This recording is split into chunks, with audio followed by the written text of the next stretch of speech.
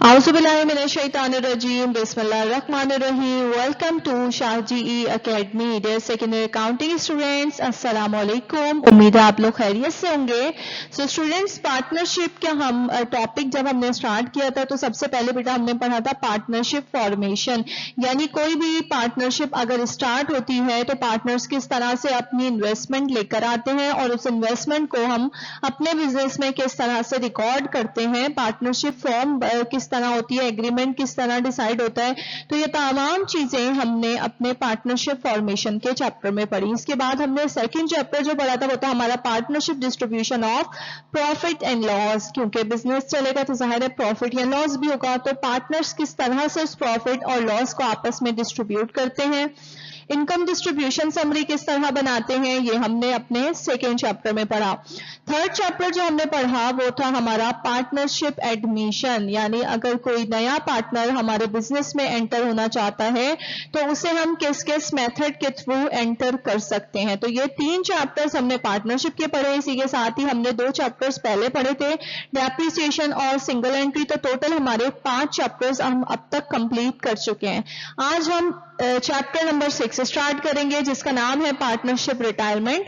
और पार्टनरशिप के चैप्टर्स के हवाले से अगर हम देखें तो ये हमारा 4th चैप्टर है पार्टनरशिप का, और सिलेबस के अकॉर्डिंग 6 चैप्टर है ये हमारा.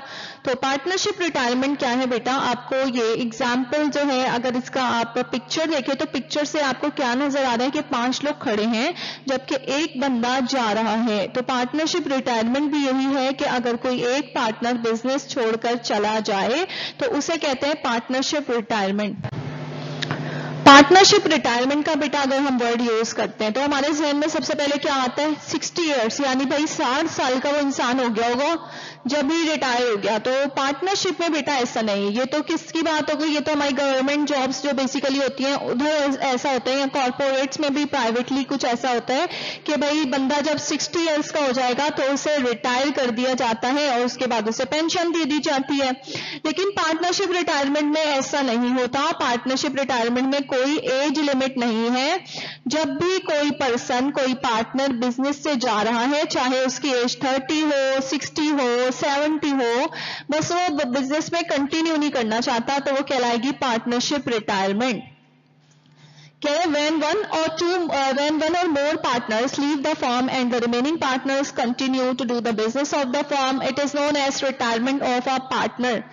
यानी एक या एक से ज्यादा अगर कोई पार्टनर बिजनेस छोड़कर जा रहा है, फॉर एग्जाम्पल ए, बी और सी तीनों पार्टनर्स थे, तीनों ने कैपिटल था उनका, उसके बाद प्रॉफिट एंड लॉस भी डिस्ट्रीब्यूट होता था. लेकिन 2 साल के बाद उसने सी ने कहा कि भाई मैं जो है आपके बिजनेस में अब नहीं रहना चाहता, मैं रिटायर होना चाहता हूँ, बिजनेस से जाना चाहता हूँ. और जो ए और बी है उन्होंने कहा चलें ठीक है आप बिजनेस से चले जाएं लेकिन हम अपने बिजनेस को कंटिन्यू रखेंगे. तो ये क्या कहलाएगी, ये कहलाएगी हमारी retirement of a partner. Due to retirement, the existing partnerships comes to an end and the remaining partners form a new agreement and the partnership firm is reconstituted with new terms and conditions. जब हमने partnership formation पढ़ा था, यानी कि जब ये ए, B और सी ने बिजनेस बनाया था उस टाइम पे हमने ये बात पढ़ी थी कि पार्टनरशिप डीड, जिसे हम पार्टनरशिप एग्रीमेंट कहते थे सिंपल वर्ड्स में, कि एग्रीमेंट बनाया जाता है पार्टनरशिप स्टार्ट करते हुए और उस एग्रीमेंट में बहुत सारी टर्म्स एंड कंडीशंस डिसाइड होती है कि कौन कितना प्रॉफिट लेके जाएगा, किसके हिस्से में किस तरह से लॉस डिस्ट्रीब्यूट होगा, उनके रेशियो डिसाइड किए जाते हैं.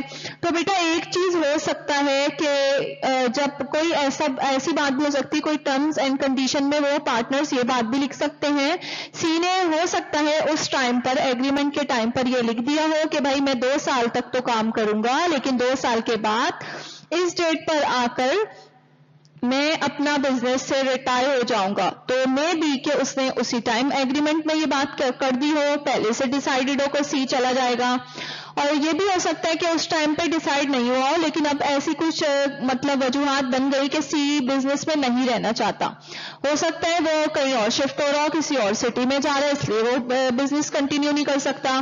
हो सकता है उसके काम इतने सारे पड़ गए कि वो कह रहा है कि नहीं भाई अब मैं और काम नहीं कर सकता, तो अब मुझे इस जो है ना बिजनेस से जाना है. तो इसकी बेटा जो भी हमारे पास वजूहात होंगी हमने क्या करना होता है जब एग्रीमेंट बनता है फॉर्मेशन के टाइम पे, तो अगर कोई पार्टनर बिजनेस से जा रहा है, रिटायर हो रहा है, तो वो एग्रीमेंट खत्म हो जाता है। यानी कि जो पहले वाला एग्रीमेंट था उसमें कितने पार्टनर्स थे? 3 पार्टनर्स थे। अब जब एक पार्टनर चला जाएगा तो जाहिर सी बात है जो प्रॉफिट और लॉस था पहले 3 पार्टनर्स में डिस्ट्रीब्यूट होता था, अब वो कितने में पार्टनर्स में डिस्ट्रीब्यूट होगा? अब वो 2 जो रिमेनिंग पार्टनर है ए और बी, उनके दरमियान डिस्ट्रीब्यूट होगा। तो जहां अगर तीनों इक्वली डिस्ट्रीब्यूट करते थे तो तीनों का जाहिर है एक एक हिस्सा दिया जाता था, लेकिन अब क्या है, अगर 3 हिस्से हैं तो दोनों आपस में हाफ हाफ डिस्ट्रीब्यूट करेंगे, क्योंकि अब 2 पार्टनर रह गए। तो दोबारा से एग्रीमेंट बनाया जाता है, पहले वाला एग्रीमेंट खत्म हो जाता है, उसकी कोई वैल्यू नहीं रहती अगर कोई एक भी पार्टनर रिटायर हो जाए। पहले वाला एग्रीमेंट खत्म, अब दोबारा से एक नया एग्रीमेंट बनेगा, नया पार्टनरशिप डीड बनेगा, उसमें डिसाइड होगा, न्यू टर्म्स एंड कंडीशंस जो है बनाई जाएंगी कि कौन कितना प्रॉफिट लेगा, क्या हमारे बिजनेस के जो मामलात हैं उन्हें दोबारा से बैठ के तय किया जाएगा। जो 2 पार्टनर्स रह गए वो आपस में टर्म्स एंड कंडीशंस को डिसाइड कर लेंगे और एक नया एग्रीमेंट तैयार करेंगे। सो बेटा अगर कोई पार्टनर बिजनेस से जा रहा है, रिटायर हो रहा है, तो उसको रिकॉर्ड करने की भी हमारे पास डिफरेंट मेथड्स होते हैं। सबसे पहला मेथड है हमारे पास sale of interest method. When a partner retires or for some other reasons wishes to withdraw from the firm, one or more of the remaining partners may purchase the withdrawing partner's interest, and the business may be continued without apparent interruptions. In such cases, settlement for the purchase and sale is made between the partners as individuals in a manner similar to the admission of a new partner by purchase of an interest method. जब हमने partnership admission पढ़ा था उसमें हमने एक method पढ़ा था purchase of interest. वहां हमने क्या पढ़ा था कि अगर कोई नया पार्टनर बिजनेस में आ रहा है तो वो इन्वेस्टमेंट हमारे बिजनेस में नहीं लेके आएगा, बल्कि वो क्या कहता है एग्जिस्टिंग पार्टनर से कि भाई आप अपने कैपिटल का कुछ हिस्सा मुझे दे दें, मैं आपसे खरीद लेता हूं और मैं आपकी पार्टनरशिप में ऐड हो जाता हूं। उसकी वजह से हमारे बिजनेस में कोई पैसे नहीं आ रहे थे। क्यों? क्योंकि वो उन्हीं पहले से जो पार्टनर्स थे उनका ही कैपिटल खरीद रहा था। तो हमारे बिजनेस का कैपिटल जो था वो उतना ही रहा जितना पहले था, बस पुराने पार्टनर्स अपना कैपिटल कम कर लेते थे और नए पार्टनर को अपना कैपिटल का कुछ हिस्सा बेच देते थे। जो वो खरीदता था तो वो उसका मालिक बन जाता था बिजनेस में, और उसी के हिसाब से उसी इंटरेस्ट के थ्रू वो अपना प्रॉफिट और लॉस ले लेता था। तो वो क्या था? वो था परचेज ऑफ इंटरेस्ट। इसी तरह यहाँ पर सेल ऑफ इंटरेस्ट है, उसी का ऑल्टरनेट है। सेम ही सिचुएशन है ऑलमोस्ट कि अगर कोई पार्टनर बिजनेस से जा रहा होगा तो वो कहता है कि भाई जो जाने वाले पार्टनर्स हैं, जा रहा है पार्टनर, उससे एग्जिस्टिंग पार्टनर यानी कि जो रिमेनिंग बच गए, फॉर एग्जांपल ए, बी और सी तीनों पार्टनर्स हैं। सी बिजनेस से जा रहा है, सी का जो बेटा कैपिटल था वो था 1 लाख। अब ए ने उससे कहा कि भाई आप बिजनेस से जा रहे हैं, आपका कैपिटल है 1 लाख, तो आप ऐसा करें, बिजनेस से हम आपको कैश नहीं देते, आप मुझे अपना कैपिटल दे दें, यानी आप जो 1 लाख के मालिक है ना बिजनेस में, वो मैं आपको पे कर देता हूं, आप मुझे बेच दें, मैं आपसे खरीद लेता हूं। तो ये कहलाएगा हमारा सेल ऑफ इंटरेस्ट मेथड, जहां जाने वाले पार्टनर का कैपिटल कोई पुराना यानी एग्जिस्टिंग पार्टनर जो रह गया बिजनेस में, जो बिजनेस को आगे कंटिन्यू करेंगे, वो पार्टनर्स अगर खरीद लेते हैं उससे, और जाने वाला पार्टनर यानी रिटायर्ड वाला पार्टनर, रिटायर होने वाला, जैसे सी था हमने एग्जांपल देखी, तो सी है जो कि जा रहा है बिजनेस से, तो सी अपना कैपिटल जो है 1 लाख का वो ए या बी में से किसी को सेल कर दे, या दोनों को हाफ ऑफ सेल कर दे कि दोनों कहें हाँ भाई सही है, 50,000 का कैपिटल तुम मुझे दे दो, बी कहता है 50,000 का तुम मुझे दे दो और बिजनेस से चले जाओ। तो ये कहलाएगा हमारा सेल ऑफ इंटरेस्ट मेथड। बिल्कुल सिमिलर है, जिस तरह परचेज ऑफ इंटरेस्ट था इसी तरह यहाँ पर सेल ऑफ इंटरेस्ट है कि जाने वाला पार्टनर, रिटायर होने वाला पार्टनर अपना कैपिटल रिमेनिंग पार्टनर्स को बेचकर चला जाएगा। अब बेटा ये दोनों की आपस की सेटलमेंट है। फॉर एग्जांपल ए खरीद रहा है और सी अपना कैपिटल जो 1 लाख का था वो ए को बेच रहा है, लेकिन दोनों की आपस में बातचीत हुई, बैठ के उन्होंने बात की कि भाई सही है, मैं बिजनेस से जा रहा हूं, मेरा 1 लाख का कैपिटल तुम ले लो। अब वो कहेगा कि ठीक है मैं ना ले लेता हूं तुम्हारा कैपिटल, लेकिन मैं तुम्हें 1 लाख तो नहीं दूंगा, मैं तुम्हें 80,000 दे देता हूं। अब बेटा वो जितने में भी बेचे, इससे हमारा बिजनेस का कोई ताल्लुक नहीं है कि वो कम में बेच रहा है या वो ज्यादा में बेच रहा है। क्यों? क्योंकि वो दोनों आपस में सेटलमेंट कर रहे हैं। ए जो है अपने प्राइवेट फंड से, यानी अपने पर्सनल जो उसके पास पैसा है वो पर्सनली उसे पे करेगा सी को, बिजनेस से वो पैसा नहीं जाएगा। तो क्योंकि वो बिजनेस से नहीं जाएगा तो हमने ये चीज नहीं देखनी कि वो कम में बेच रहा है या ज्यादा में बेच रहा है। हमने सिर्फ क्या रिकॉर्ड करना है कि सी जो है अब बिजनेस से चला गया तो सी का कैपिटल खत्म कर देंगे हम, यानी सी कैपिटल हम कर देंगे डेबिट, और ए जो कि खरीद रहा होगा उसका कैपिटल हम उतने से कर देंगे क्रेडिट जितने का सी का कैपिटल था। बाकी वो कितने का कैश ला रहे हैं, कितने में बेच रहे हैं, उससे हमारे बिजनेस का कोई लेना देना नहीं है, क्योंकि वो अपने प्राइवेट फंड से यूज दे रहा होगा पैसे। तो प्राइवेट चीजों को बेटा हम यूज यहाँ पे रिकॉर्ड नहीं करते, क्योंकि हम बिजनेस की एंट्रीज को रिकॉर्ड कर रहे हैं, हम पर्सनल एंट्रीज को उनकी रिकॉर्ड नहीं कर रहे। इसके बाद जो सेकंड मेथड है वो है हमारा बोनस मेथड। बोनस मेथड क्या है? If partnership pay less than और more than to his capital. दो कंडीशन से हमारे पास हो सकता है। उसका जो सी का कैपिटल कितना था? 1 लाख। बोनस मेथड में जो अमाउंट होती है वो उससे कहते हैं कि भाई बिजनेस से दी जा रही है, यानी कैश कहां से जा रहा है? कैश हमारे बिजनेस से जा रहा है। अब वो कम जाएगा या ज्यादा जाएगा वो हमें रिकॉर्ड करना है, क्योंकि बिजनेस से जा रहा है। बोनस में बेटा दो कंडीशंस हो सकती है। फॉर एग्जांपल हमने अभी ली कि सी जो है वो रिटायर हो रहा है, सी का कैपिटल था 1 लाख। अब सी को अगर दिए जा रहे हैं 80,000, मतलब वो कह रहे हैं कि ठीक है आपका कैपिटल तो 1 लाख का था, लेकिन हम आपको 80,000 रुपीज देंगे, आप 80,000 लें और बिजनेस से चले जाएं। अब यहाँ पे क्या नुकसान है सी को कि वो 1 लाख का मालिक था, उसकी इन्वेस्टमेंट तो 1 लाख की थी, जबकि उसे दिया कितना जा रहा है? उसे 80,000 दिए जा रहे हैं, यानी 20,000 का उसे नुकसान हो रहा है, 20,000 उसे कम दिए जा रहे हैं। तो ये 20,000 जो बेटा उसकी कैपिटल के थे वो कहाँ चले जाएंगे? वो ट्रांसफर हो जाएंगे बाकी रिमेनिंग पार्टनर्स के कैपिटल में। यानी हमने बोनस मेथड पहले भी जब पढ़ा था, हमने बोनस की यही पहचान थी कि बोनस में एक को फायदा होता है तो दूसरे का नुकसान है। इसी तरह रिटायरमेंट में है, अगर जाने वाले पार्टनर को कम पैसे दिए जा रहे हैं तो वो जो उसकी अमाउंट होगी वो किसके पास चली जाएगी? वो रिमेनिंग पार्टनर्स के पास चली जाएगी, यानी उनका फायदा हो जाएगा। इसी तरह दूसरी कंडीशन क्या है कि 1 लाख इसका कैपिटल था, लेकिन वो लेके जा रहा है 1,20,000, यानी उसका कैपिटल के 20,000 रुपीज उसे ज्यादा दिए जा रहे हैं। मालिक तो वो 1 लाख का था, लेकिन उसे पे कितने किए जा रहे हैं? उसे पे किए जा रहे हैं 1,20,000। तो 20,000 का उससे क्या हो रहा है? फायदा हो रहा है कि वो ज्यादा लेके जा रहा है 20,000। अब इससे तो फायदा हो रहा है भाई कि ये 20,000 ज्यादा लेके जा रहा है, लेकिन बोनस में क्या होता है? दूसरे पार्टनर्स को नुकसान उठाना पड़ता है। तो जो 20,000 की अमाउंट है वो कहां से पे होगी? वो पुराने पार्टनर जो रह गए पार्टनर्स यानी ए और बी अपने अपने कैपिटल से वो अमाउंट कम करेंगे जो वो उसे दे रहे होंगे। तो ये कहलाएगा हमारा बोनस मेथड। थर्ड आ जाता है हमारे पास goodwill method. When the remaining partners pay the retiring partner their share of goodwill। बेटा गुडविल की पहचान क्या थी कि सिर्फ फायदा ही होगा, किसी को नुकसान नहीं हो सकता उसकी अमाउंट ज्यादा देने की वजह से। और गुडविल कब होगी? जब उसके कैपिटल से ज्यादा अमाउंट उसे दी जाएगी। यानी सी का कैपिटल था 1 लाख, लेकिन उसे दिए जा रहे हैं 1,20,000, तो 20,000 ज्यादा दिए जा रहे हैं, तो इट मीन्स कि ये हमारे पास गुडविल है। गुडविल अगर रिटायरमेंट में क्या है, एक चीज आपने याद रखनी है कि रिटायरमेंट यानी कोई पार्टनर अगर रिटायर हो रहा है, फॉर एग्जांपल वो दिसंबर 31 पर रिटायर हो रहा है, तो दिसंबर 31 तक जो भी एसेट्स होंगे, लायबिलिटी होगी, कोई प्रॉफिट या लॉस होता है बिजनेस में तो वो तमाम का तमाम उसको भी दिया जाएगा। यानी अगर प्रॉफिट हो रहा है तो उसे दिया जाएगा, और अगर लॉस हो रहा है तो उसके कैपिटल से लेस किया जाएगा। उस डेट तक यानी रिटायरमेंट की डेट जो दिसंबर 31 डिसाइडेड है, उस डेट तक जितने भी बिजनेस के मामलात हैं, अप एंड डाउन हैं, उन तमाम में उस पार्टनर की भी इन्वॉल्वमेंट है, क्योंकि उस डेट तक वो पार्टनरशिप का हिस्सा है।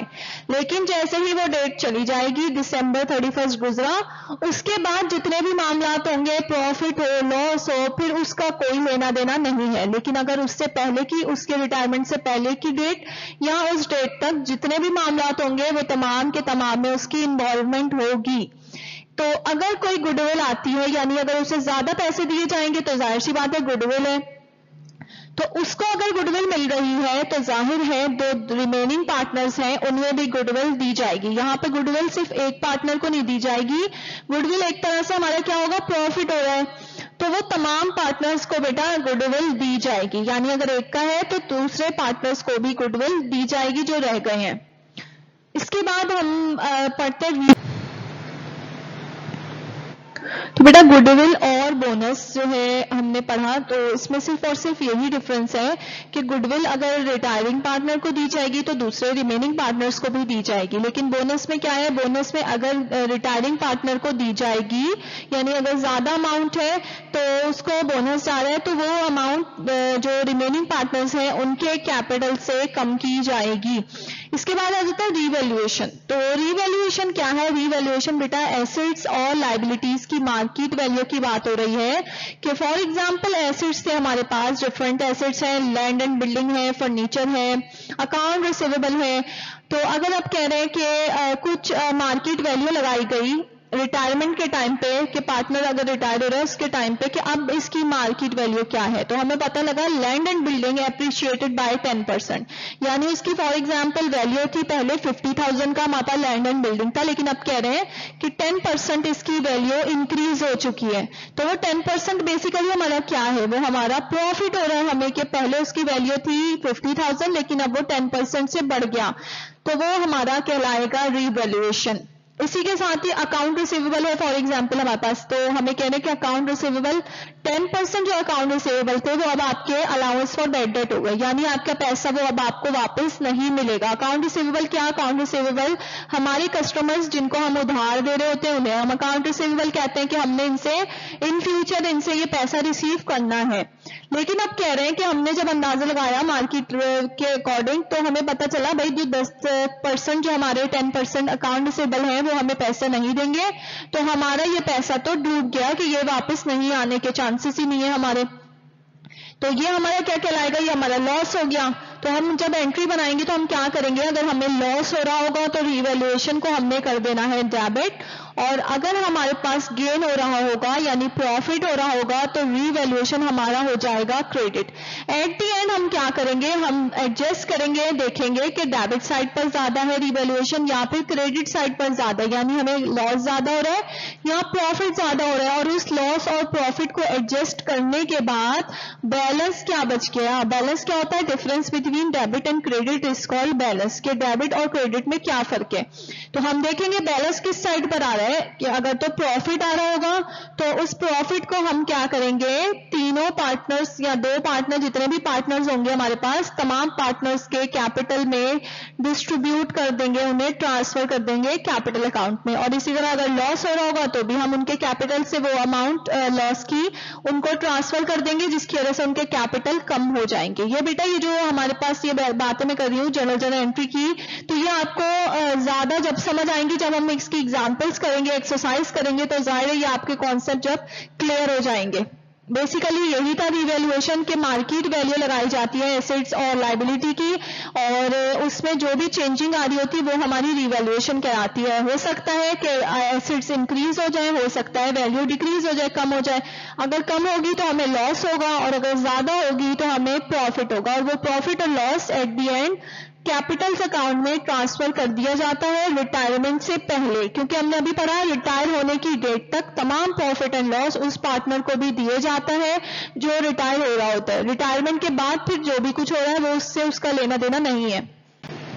इसके बाद बेटा हम आउटलाइन देखते हैं, मेथड्स देख लिया, रिटायरमेंट समझ लिया। अब हम देखते हैं कि हम आने वाले लेक्चर्स में इसे कितने लेक्चर्स में और किस तरह कंप्लीट करेंगे।